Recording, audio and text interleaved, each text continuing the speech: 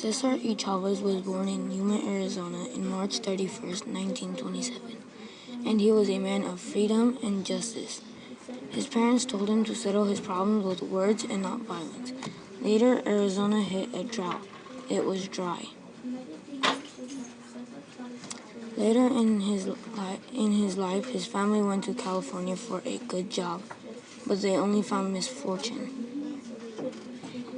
They had to work from farm to farm for 10 years, and they had to do back-breaking jobs.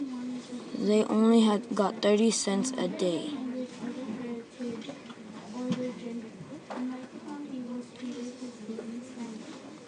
Cesar went to school and did not like it because he was treated unfairly. And when he spoke Spanish, he was hit on the knuckle with a ruler, and he was forced to wear a sign that said, "I am a clown, I speak Spanish." So he dropped school in 8th grade so he could help his family.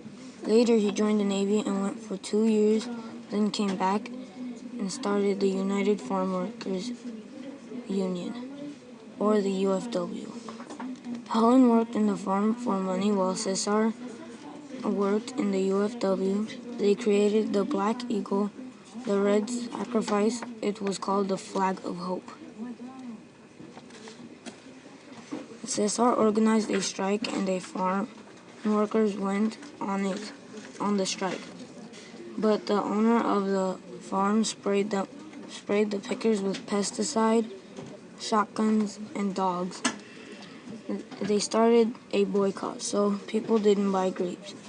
Then it went in the local news. "For every grape you buy keeps this child starving." Millions stopped buying grapes. Hundreds went to Delano to help Cesar Chavez. Their slogan, aka the title, was called "Viva la Causa." The March. In 1966, they organized the Great March from Delano, California to Sacramento, California. Their feet were swollen and bleeding. On their way to California, they went by Stockton, and 5,000 people joined. First ever contract signed between growers and workers. In 1968, Cesar went on a fast for 36 days. And when he fasted, he stopped eating. 1968 ended his fast. Robert Kenway even supported him. Cesar won the first contract.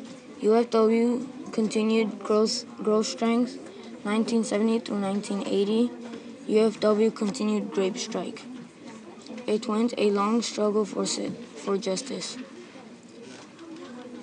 His death and awards. Cesar died in his sleep on April 23, 1993. His funeral was 6 days after his death. Cesar was a good, humble man, so they watched one last march with his casket. After his death, Helen accepted Cesar's awards, and it inspires people to do the same. His birth is now a holiday.